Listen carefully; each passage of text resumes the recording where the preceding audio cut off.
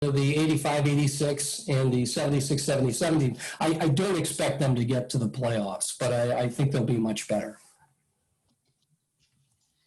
Oh, good. Any other questions right off? Thanks, Bill. Thank you.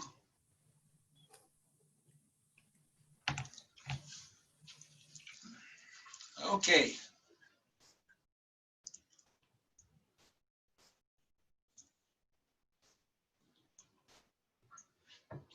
I'm just getting my presentation. I'm the last speaker, so if there's still some out there in the audience, okay,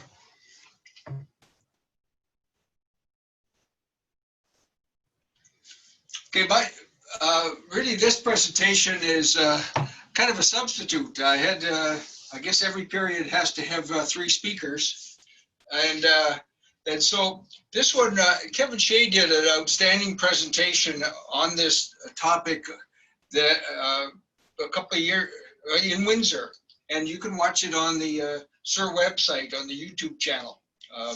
So when I was, I did this presentation locally. I added some baseball and some football, but just took out that for this one and really focused on the hockey link to it. And then I recruited Eric Zweig, a famous SIHR member and author of a number of hockey books, to help me.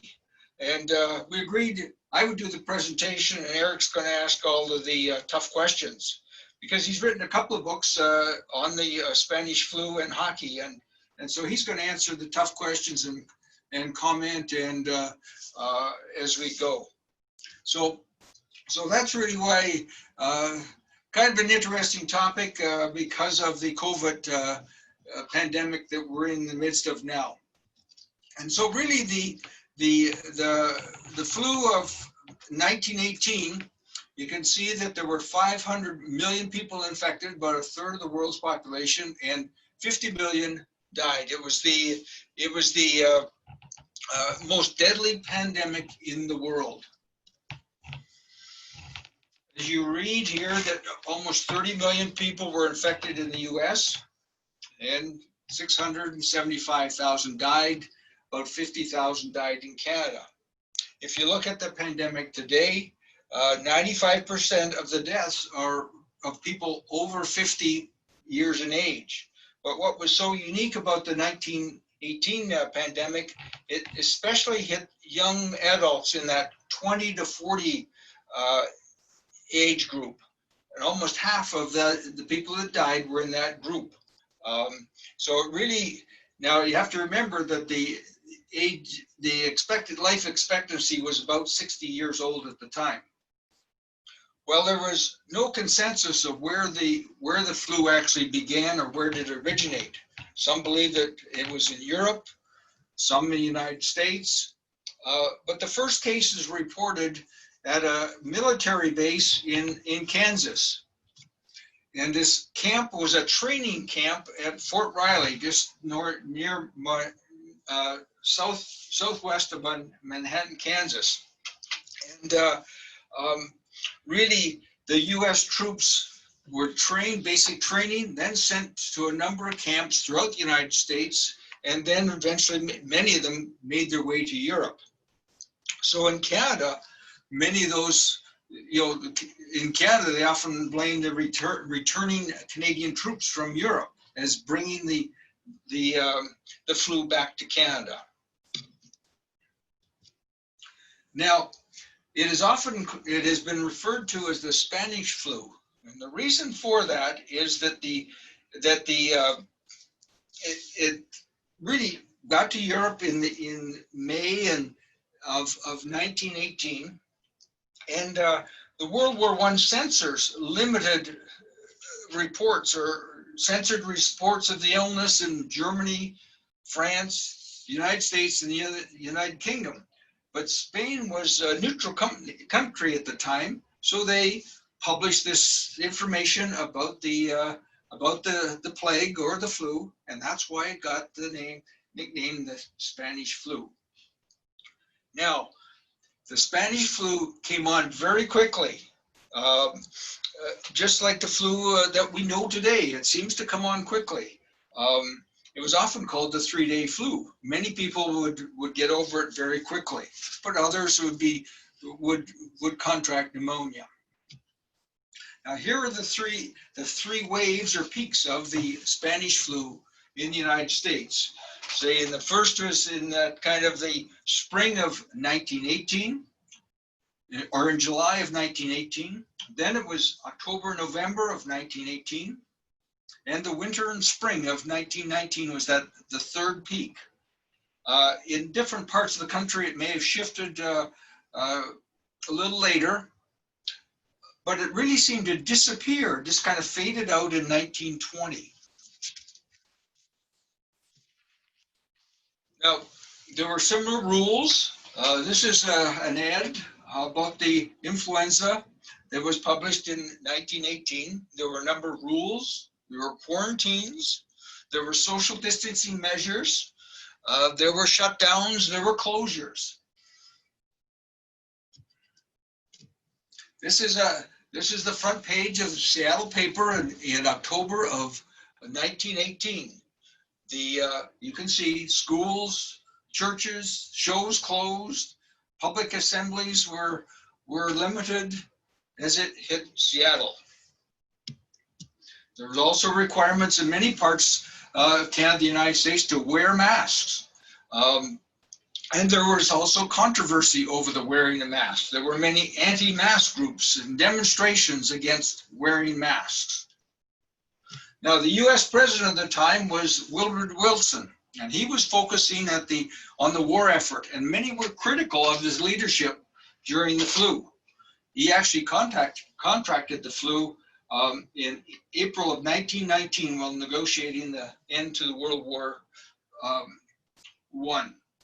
He actually had a stroke later in 1919, and really it's often thought his wife was kind of the president in place during the end of his term.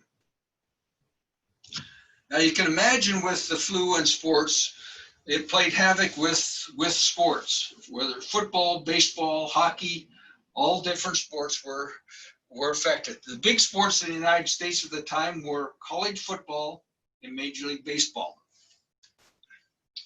Well, I just wanted to focus on hockey in this presentation. If you recall, there were two major professional leagues in 1918. Many of the, and there were only just the two leagues, the National Hockey League and the Pacific Coast League. Many of the players were serving in World War III. So there were 3 teams in the NHL and 3 teams in the Pacific Coast Hockey League. Now, if you recall, between the 1914 and 1925, the champions of the NHL and the Pacific Coast Hockey Association played for the Stanley Cup. Actually, the first player to die from the flu was Henley Shore. He was a member of the Ottawa Senators. And he died. His wife actually contacted the flu in October, and he got it from her. Shore played for several seasons with the Ottawa Senators, and he was actually on 3 championship teams. Now, there were, again, you're looking at that 20 to 40 year group that was hit hardest.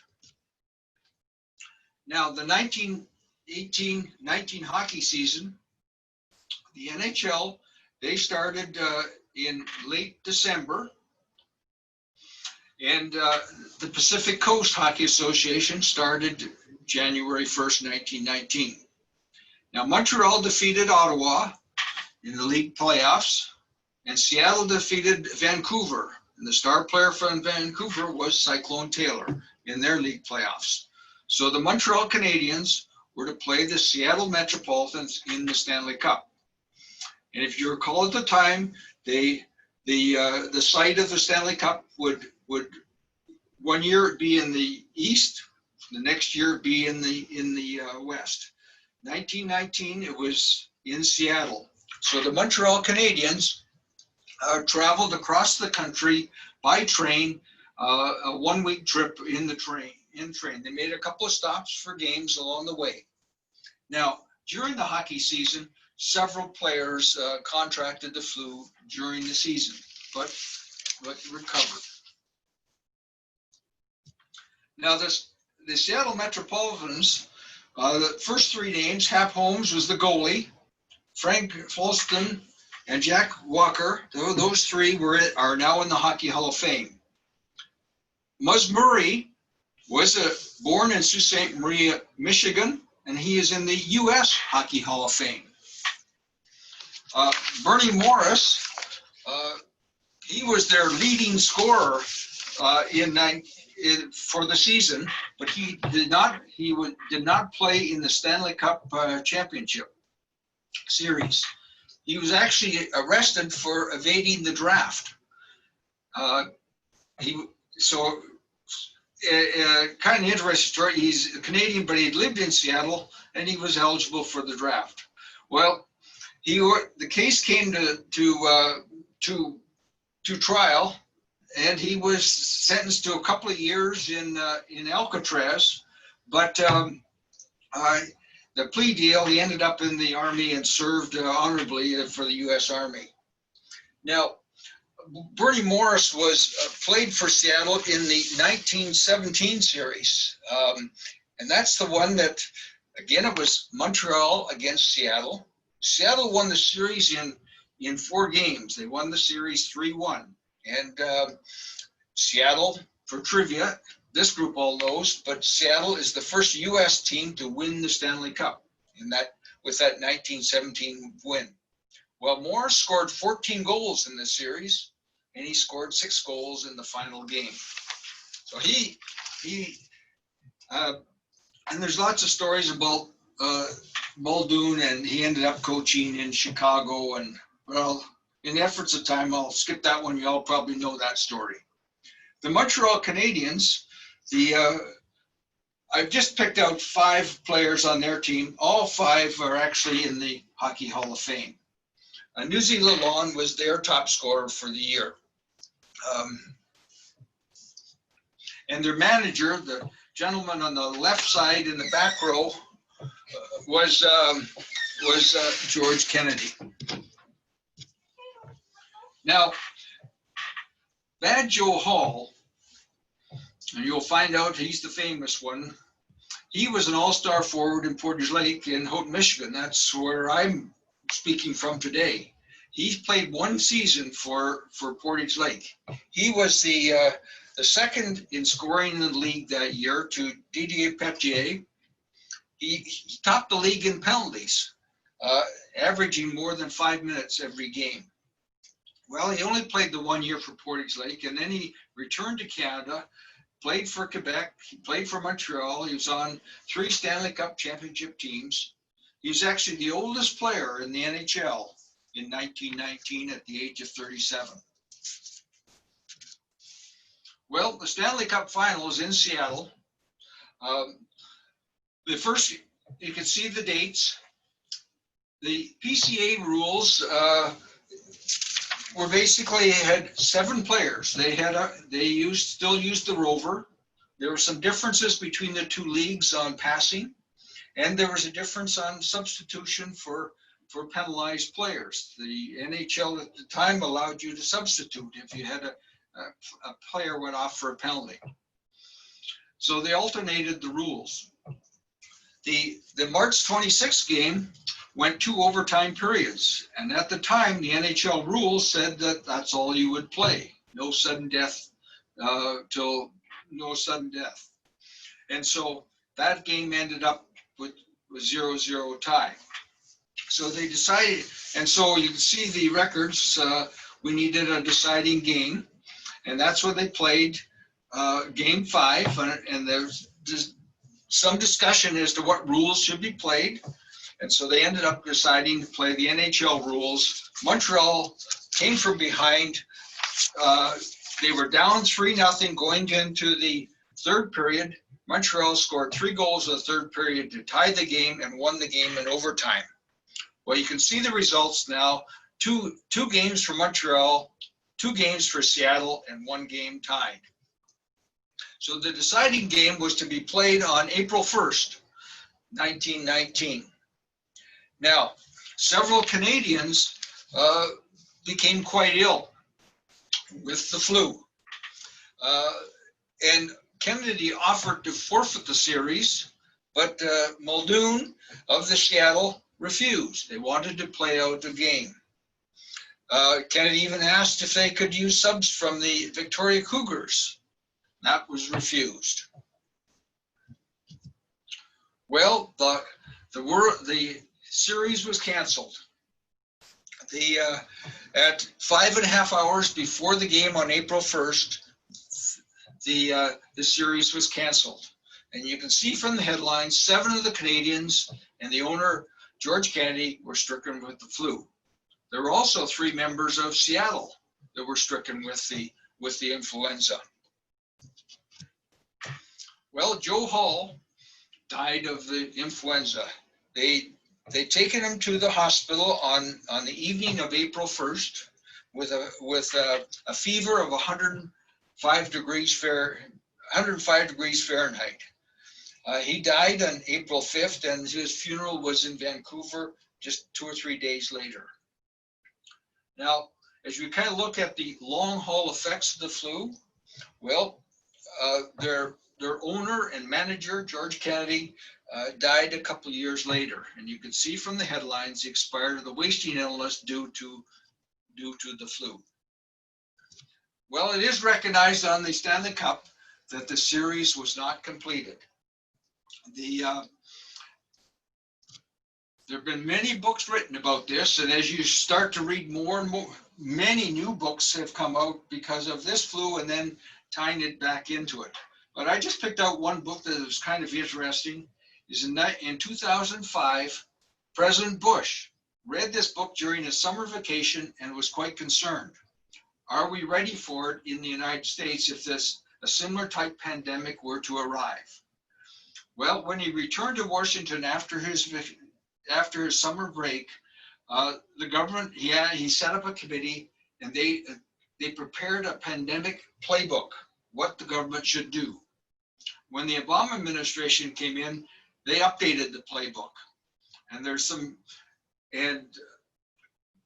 during the Trump administration, there's been some that have been critical about, did they forget about the playbook? So Barry's book has been updated, was updated a couple of years ago, but it's a fascinating read. And there's actually a couple of books on hockey and the flu by Eric Zweig. That's why I've recruited him. But the one on the left-hand side is really a lot of the story of, and the photo on the cover is Joe Hall in his Montreal Canadiens uniform. So it is a fascinating story to look at, and look at what happened in 1918, 1919, and then look at the similar actions to today. So we've hopefully piqued your interest. You'll be now starting to look back at more what happened then and its implications, or what is happening today. So I haven't been following the chat questions, but Eric, would you like to comment on your projects on the flu? Yeah, the books I did on the flu, though, they are, extremely accurate, I think, were actually written for younger readers. The Fever Season, the one with Joe Hall on the cover, is actually a YA novel. But I've been fascinated with the that season since I was a kid, and first learned that the Stanley Cup had been canceled because of the Spanish flu. It's funny that I've always been aware of the Spanish flu. I have always wondered sort of when the next pandemic was coming. Every time there's something, like the first time, like back in SARS in Toronto when the cases started showing up, I thought, is this the one that's going to go around the world and kill us all? And I remember thinking this spring, the first time there were cases in North America, thinking, this is going to be the one. We're just, we're due. It's not that I had any scientific insight. It just, I feel like we've been well overdue for something like this. And didn't think about how crappy it would be to live through it. I just figured, the world's, we need about a third of the population. The problems in the world would be a lot less with fewer people, but and that's why I think these pandemics have come up from time to time, but didn't think about what it would be like to actually be living through one. So who knows what we're in for. It was also quite interesting to see with the peaks in Seattle. The peak had somewhat subsided in the winters, so they basically relaxed many of the restrictions, and then it does seem to be. I mean, the flu in North America sort of moved from east to west because it's always been said it was soldiers returning from the war, and it definitely was at its worst in the eastern part of North America in September, October, and really seemed to end around November. And instead, it was worse on the West Coast in December and January. And it's often said that it was because people sort of let down their guard to celebrate the end of the war in November. Though it's true that they did that in the East and the West, but in the East, it really seems for whatever reason that the flu really did disappear with the cold weather. And in the West, it took a little bit longer, which is, I think, why it's still lingering by the time the Stanley Cup's being played in March. It's very strange that, it's hard to relate it to now because, especially in hockey, the league we're so much smaller then. There's the two leagues, but there's really only 3 teams in each. There's only 6 pro teams. There's only really about 60 or 70 pro players. But I've counted up at least 19 players that actually were sick with the flu just in hockey that from about October to February of well, I guess right including to when Joe Hall dies. So April of 1919. But the stories never used to get told, and it's it's come back over the years. Can I ask a question of Bill and Eric? Great presentation, by the way. Thanks very much. But particularly in light of this, I think most all would agree the success that the NHL has had in dealing with the pandemic, making a plan, carrying it out, having the bubble that had relatively few people, if anybody, reported sick.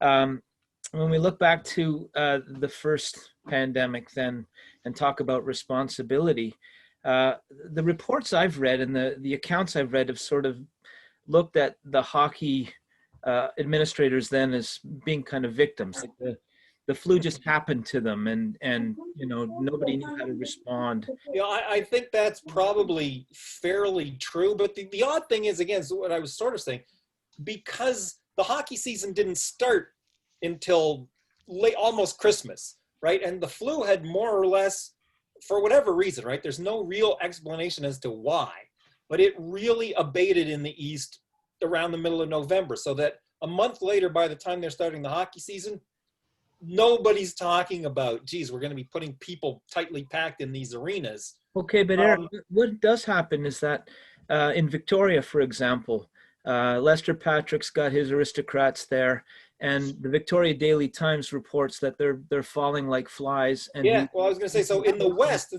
it's more surprising because, again, the PTHA season starts late in December as it does in the East, except that, yeah, there are a lot of cases. There's a lot of cases on the West Coast in December and January.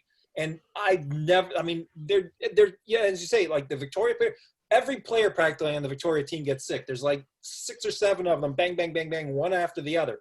And though Lester Patrick is sort of lauded for doing a good job of, when somebody was detected being sick, they're sent home and they're told to rest and isolate. But there's never any talk at any level of, gee, should we not be playing these games? And it just seems stunning compared with what's going on now. And are people actually, yeah.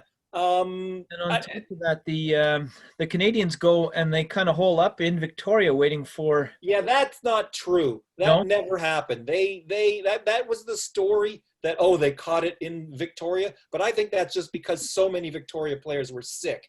When they traveled, they went, as Bill said, they played a couple exhibition games. They arrived in Vancouver, played an exhibition game. They were in Vancouver for one day, played an exhibition game, and caught an overnight ferry for Seattle that didn't even stop in Victoria. In a daytime trip, it would have made a stop in Victoria. So there's no evidence that that though there were newspaper stories about it a lot at the time, but I think that was just, oh, we all know there were so many people sick in Victoria.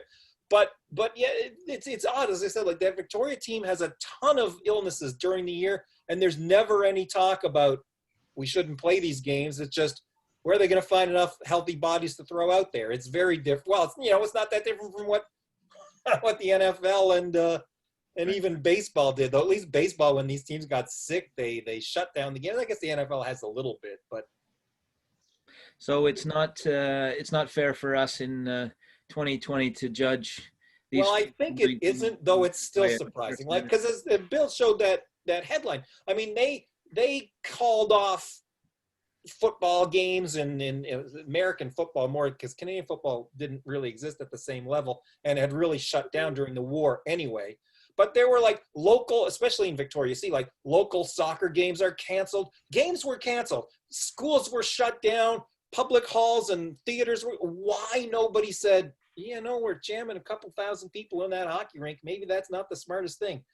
But there doesn't seem to even be any discussion of it. It's very strange. I don't know why. And it's not like hockey had that kind of money muscle to flex and go, hey, we're more important than the economy is more important than the disease. It's really strange to me that it never even seems to be discussed. Thank you. Eric points out the two major sports at the time were college football. So many in the United States was college football. So many colleges did not open, and just a few colleges kept their football programs going. They delayed their start of the season until later in October, and many of the teams, actually the co-champions, were Pittsburgh and Michigan. They only played 5 games that year. Yeah, they played a lot. And I see that Lloyd has said, pointed out they played the World Series in 1918, and that was more questionable. It's true in Boston already. The baseball season was cut short that year and ended in early September because of war restrictions. But Boston had been hard hit already by the end of August. And they played the World Series anyway, though the crowds were a lot smaller. But Boston was affected pretty badly. And, people now, you don't see a lot of newspaper stories at the time. There was no sort of super spreader, wasn't a term. But people now have speculated that perhaps that World Series in Boston was a super spreader, but there wasn't much talk of it in September of 1918, even though people were sick left and right in Boston. And it was one of the first cities to be really hard hit. Babe Ruth was playing for Boston at the time, and Babe Ruth it got the flu in May, recovered, and then he got the flu later. Yeah, got the flu again in the fall. It's interesting. Like I wrote a story on my blog, and Babe Ruth was sick. Some boxers. There were a lot of big name athletes, and then tons of just because again, we all sort of think sports. It wasn't the big industry it is now, but there were tons more high level local sports, and like the local papers anywhere you look will rattle off, hockey players sick, baseball players sick, football players, local guys. It wasn't, national stars the way we think of them now. It was worse than now, but it's maybe just because they didn't have the medicine, and we should be smarter and aren't being that much smarter, really. Sorry, I have a quick question for that. Do you think that concept of, playing through pain, that very kind of masculine, my body is almost owed in victory, that kind of comes from this military period at the same time, do you think that kind of had a factor into why these hockey players kind of kept playing these games? Because, we really did ask players to do the same thing, to sacrifice their health in order to why they played this now? year, but a little bit better regulated, of course. Well, I think that's a big part of it probably now, and in the football and baseball. Oh yeah, we're athletes, we're tough, we're young, and we're in our prime. I think that I'm not trying to say anything that the NHL and the NBA didn't do a great job, but I think there had to have been a lot of luck too. They actually played their bubble seasons at a time where we were in a real trough. We're back in a peak now. If the NHL was playing now, even in their bubble, I imagine there'd be more people getting sick, but that wasn't your question. I think a lot of, like baseball and football especially, and from Canadian standpoint, it just seemed crazy. Like when hockey and basketball were starting and they were going to be in their bubbles, and baseball, we're just going to travel everywhere. And the people were going, oh God, they can't let the Blue Jays in and out and crossing the border and all these American teams in. But I think, yeah, I imagine part of the, yeah, we're tough. We play with pain. We can play with disease. I'm sure that's part of it for all the wrong reasons. But Todd has recommended there's a book written about the called War Fever, as about the Boston Red Sox in 1918. So put it on your Christmas list. So a fascinating area to get into is that actually when you started at 1 o'clock, you didn't think you'd be here till 5:30. No. So I wanted to, Hey, I Bill? wanted to close it down and turn it over to Fred with a closing summary or comments. Hey, Bill, can I just say one thing? It didn't seem like a real SIHR meeting because I didn't hear about Kirkland Lake once.